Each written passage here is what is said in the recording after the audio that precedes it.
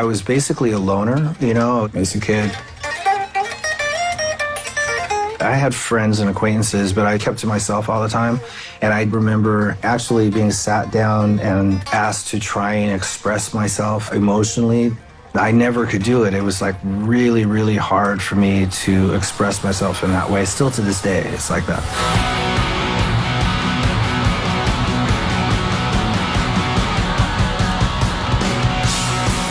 But with guitar, it really became a vehicle for me to channel whatever emotion was going on with me, you know? So with volume and electric guitar, and, you know.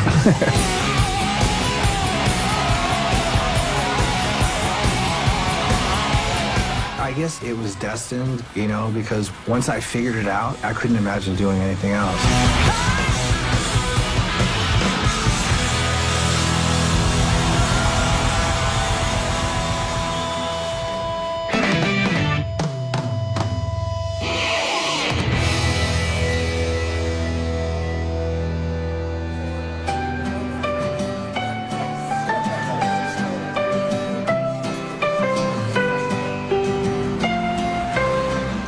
I was born in England, and I was definitely thrown headfirst into a very creative environment. My dad was super creative, but my mom was super creative. There was a lot of artistic stuff going on having to do with painting and drawing or sketching and illustration. My dad used to paint my hard-boiled eggs every morning before he, you know, to paint faces on them and stuff.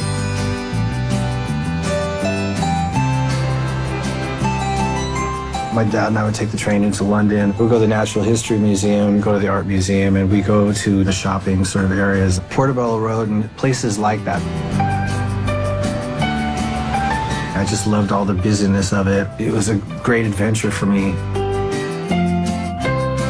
I had a lot of real freedom as a kid. So I would just be in the clouds or, you know, daydreaming and doodling and drawing all the time.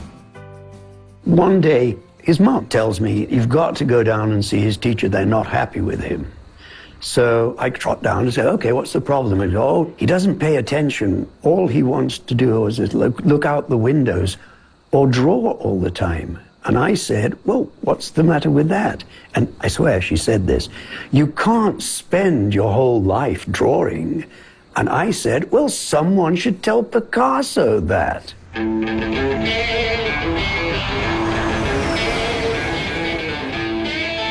We moved to the States. Los Angeles was this creative oasis at the time, you know, late 60s, early 70s. My dad started working for Asylum, doing album cover jackets. And that was a major thing back then. I mean, just maverick, different concepts going into how this record was going to be packaged. And then my mom was designing clothes for any number of entertainers of the day. Carly Simon, Linda Ronstadt, James Taylor, Joni Mitchell, Sonny and Cher. When we were doing album covers, we would hang with the act in the recording studio for the week or two that it would, and I always took him every night. I think maybe an imprinting there would be, at some point, you realize that this is a legitimate lifestyle. The music was absorbed. It was like the Holy Grail. You know, I think I had an ear for music in that sense, you know, but didn't have any aspirations to do anything about it.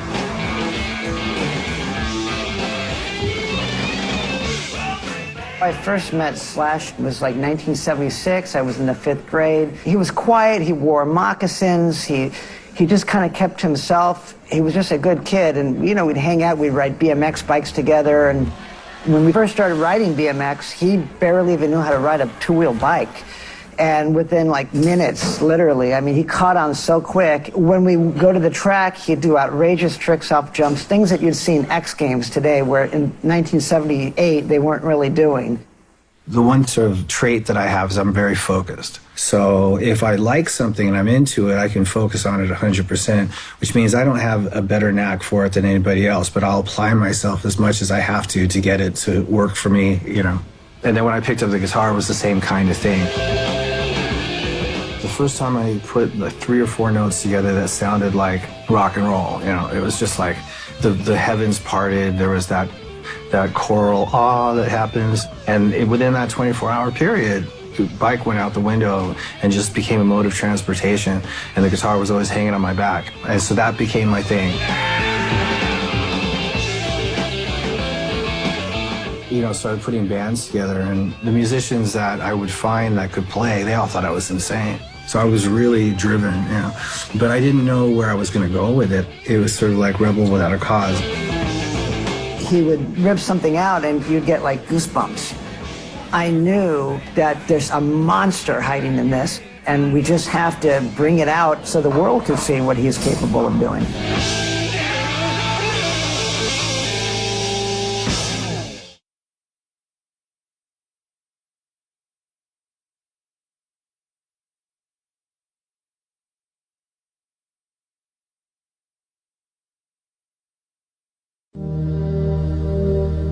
See, you wouldn't ask why the roads that grew from the concrete had been exposed. A lot of what was going on in West Hollywood at that time, it was this very superficial, soulless kind of image, and the music didn't back it up. I didn't like hanging out up there, so it was funny, you know, not long after that I would be in a band that was the antithesis of all that, but right rooted in the middle of it, you know, sort of like the Antichrist of the neighborhood.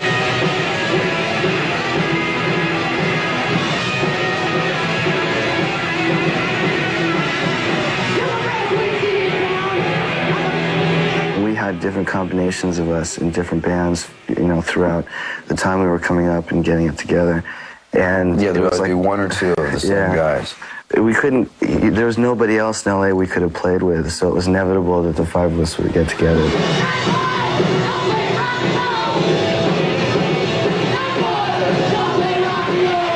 When Guns formed, it was just like the first three chords we played. I'm like, oh my God, that thing we've all been looking for. I'd played with a lot of guitar players up to that point. I was in a ton of punk rock bands. Slash had a fuller, more natural electric guitar sound than what was the norm at that time. Guns N' Roses represented to me a very straight up, in-your-face, honest rock and roll band that was raw and brutal and, you know, said whatever it wanted to say, and, you know, all those different sort of dangerous elements about a rock and roll band. And I lived by that. We always had that confidence of knowing that we were the most kick-ass band. When Guns finally got a record deal, I knew what I wanted to sound like, and I went in to do basic tracks, which are scratch tracks anyway, but went in to do those and listened to those guitars on the monitors. I was like, oh, I need to get a guitar. I need to get this together because that sounds horrible, you know. He was going through a major rotation of guitars, and I went up to the studio where they were doing overdubs one day, and as I pulled up to the studio, I looked and I went, oh, hello, because there was an SG stuck next first through the windscreen of the rental van. And at that point, I got a clear message he was having a tough time finding a sound, and he was genuinely frustrated. Alan gave me this Les Paul and said, try this. And it was a beautiful 59 flame top, and it wasn't even made by Gibson, but it looked like the real thing. I went through about 3 or 4 Marshall heads and found the one that sounded right with that guitar, and it was just like, and that was it.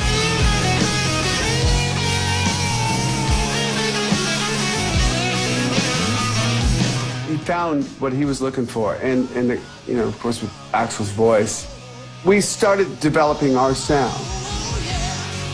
The songs were aggressive, and, you know, a bunch of people went, yeah, this speaks to us.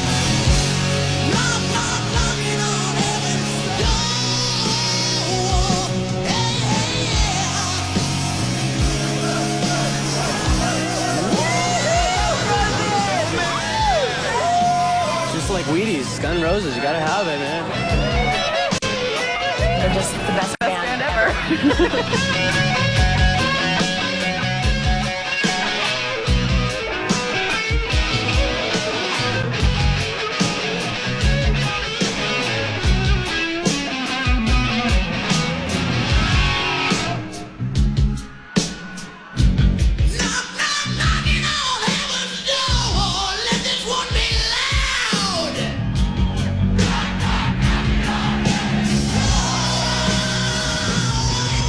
It was exciting on one hand because of the audience factor. But the rest of it was, you know, I mean, it was a really hard time for us as well, you know, trying to navigate this whole thing. Which car? Which car? Right here, buddy. Right here. Right there. And there was internal stuff, and there was business stuff, and there was manager stuff, and there was a lot of cooks in the kitchen, and all these different factors that sort of helped bring a lot of things to a head. I sort of like quit the job without knowing where I was going to work next. In a fax sent to MTV News late Tuesday night, frontman Axl Rose announced that his longtime partner and guitarist Slash was out of the band. And that was a pretty depressing and disappointing period.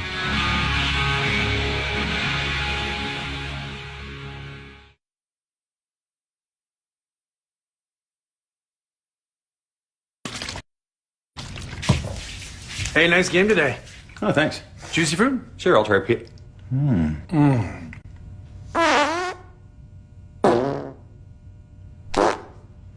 Juicy fruit. So sweet you can't help but chew.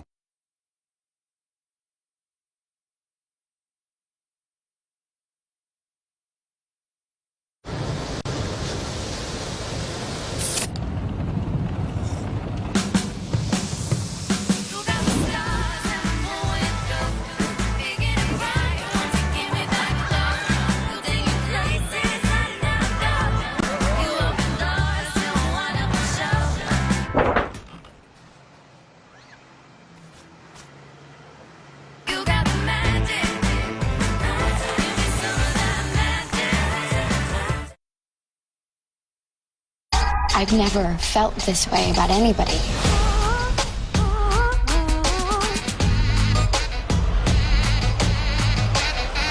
What I want is sitting right in front of me. The Longest Ride, rated PG-13.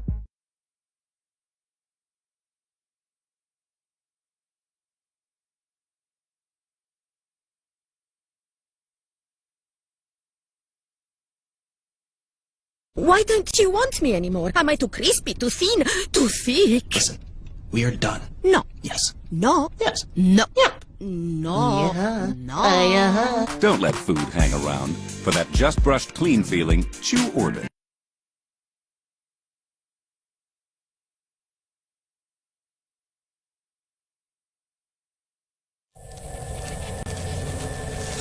Nanocrystalline oxide fibers in an aluminum matrix,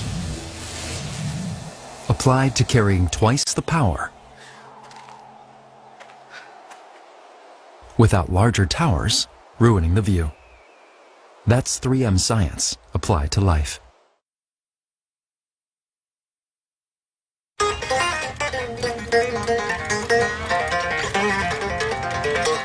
After having been in Guns N' Roses for so long, there was a lot of pressure off of my shoulders. There'd been so much negative stuff leading up into that I just dispelled all of it. And I was just sort of enjoying that freedom. Ladies and gentlemen, Carol King.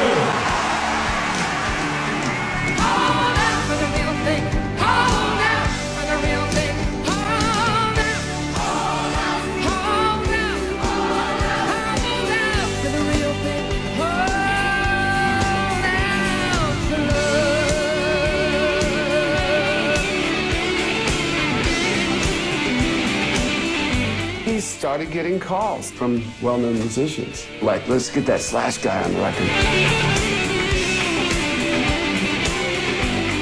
He was the guy. I mean, he was youth and aggression in guitar playing and soul, soul and all of that. He was becoming the iconic guy that personified that great rock and roll guitar player. It was really very flattering to be able to work with people that I was, in a lot of cases, sort of starstruck by. But it was also really a lot of fun to be able to sort of, by the seat of your pants, walk in a room and look like you knew what you were doing and sort of adapt to these different situations. And trying to infuse a certain kind of rock and roll guitar into what otherwise wouldn't have it.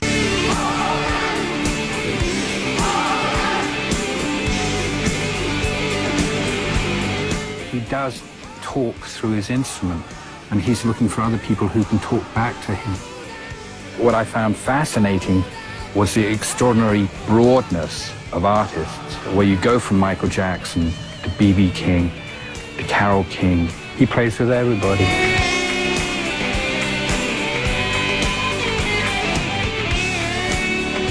Slash is kind of like the rock and roll cat in the hat.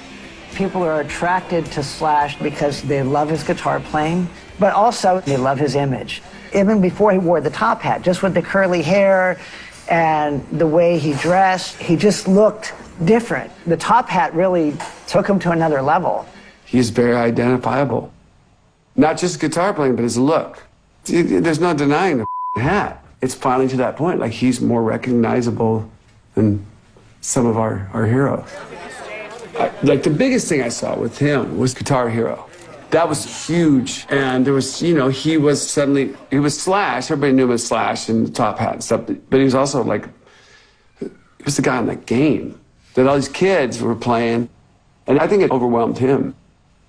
I think I wasn't very conscious of it as an image when it was becoming an image, you know? It was more just my thing. I found the top hat in a store on Melrose. I tried it on and I looked in the mirror and I thought, this is cool. And it just became sort of a fixture that I felt comfortable in. I would more or less hide behind it, you know? Because when I'm playing on stage, as much as I'm into being up there, I avoid eye contact. I keep my hair in my face. I don't want to interact with the audience on that level. It freaks me out. So the top hat was great. Just pull it all down. And I remember when I started working for Michael, I started to get the distinct idea that he was very much into my image. And I remember showing up without my top hat one time. And he's like, hey, where's your hat? I was like, I didn't bring it. Nothing else was said, but I could see the look of dejection in his eyes. You know?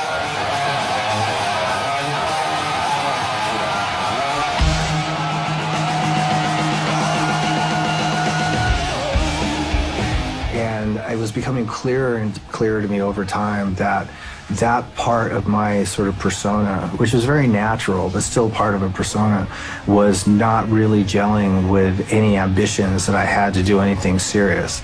It was sort of like token, stoner, alcoholic guitar player, lots of fun, but whether or not we're going to be able to go the next step with him, I don't know what it was, but I definitely sensed it. Then with Velvet Revolver happened, there was a lot of alcohol and there was a struggle with drugs, and really took myself down to my worst bottom and really went back and re-experienced all the that I used to do in the 80s. At that point, I actually saw a little bit into the future. I didn't want to be sort of in a situation where like you just kept going in reverse all the time. So when I got clean, that was when I started to sit down and go, okay, what am I going to do?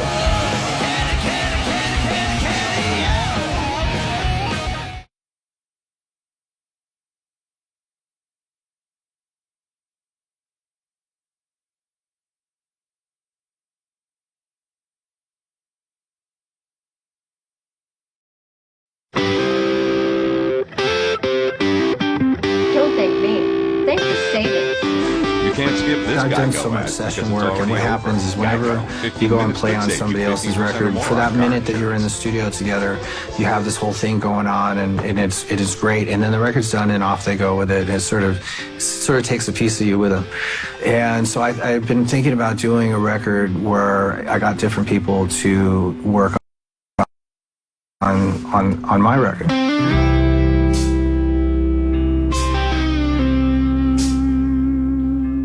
I started putting together demos for what would be the Slash Soul record. And then I'd listen to them and think, who would sound good singing this song? And that was basically what dictated the choice of singer. It was tough because I had to call people up and go, look, I'm making a record, here's the music, do you want to listen to it? All right, we're recording now. It's not easy to sing next to Alice Cooper, by the way, so. A lot of these people are so busy, and it was nerve-wracking to pick up the phone and call Ian Astbury to do that, or Ozzy, to, you know. This record better sell. All in all, there was probably 20-some-odd singers. Something like that, sort of. That's beautiful. And everybody was really great to work with, regardless of whatever reputation they had out there. So the record's basically done, but I still have these 2 songs. I haven't figured out who should sing them. And it was right around that time that I've been hearing about Miles Kennedy.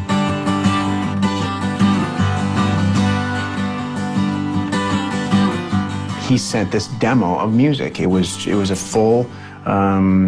fully arranged and very realized vision that he had, and I had the luxury of putting the melody and the lyric to it, which was really cool because the way he writes his chord progressions, the way he puts things together, it really lends themselves to good melodies. A few days later, he sent back the song with vocals on it, and I'm listening to it. I was here when I was listening to it, and I was like, wow, this is really good. And so we did that we did the studio version of Starlight.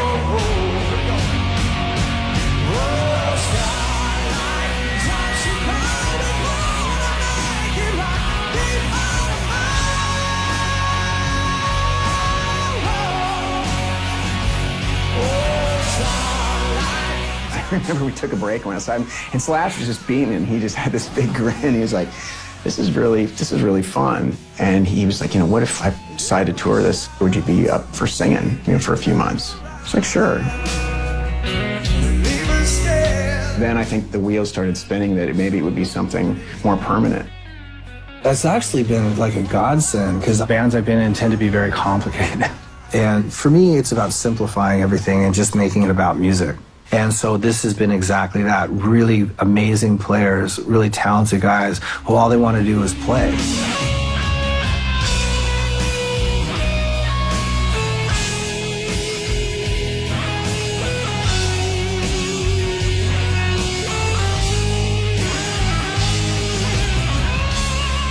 He's very hungry to continue to grow and evolve. He would kill me if he heard me say this, but I think there's a certain amount of genius there, and he's far too humble to accept that. There's certain musicians that are just born with it, and it makes the rest of us like kind of jealous. Like, oh, that was in you. Like, so when you picked up the guitar, it was already there. Slash is definitely the natural because he is good at everything he does. If you arm wrestled him, you were done. If he played guitar, he played it better than you. If you rode a bike, he did things that you couldn't do. I don't think he knows how to do a bad job.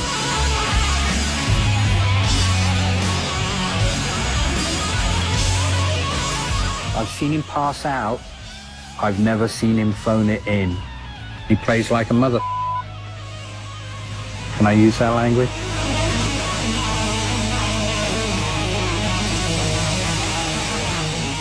I'm really very happy about what it is that I'm doing, what it is that I have done up to this point. All the good and the bad that's gone on ever since I was a little kid to get to where we are right now. I wouldn't change anything.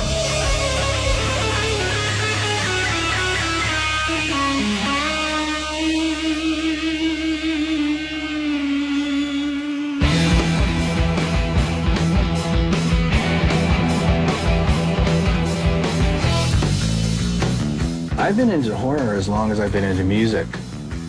I was always attracted to scary stuff, creepy stuff, and I jumped at the chance to put the music together for Universal Studios' Clown Maze. This is sort of something that I just spontaneously did for the fun of it. And I love the end result of a good visual with the right music. I mean, this is uniquely twisted. I think in that sense, I haven't grown up.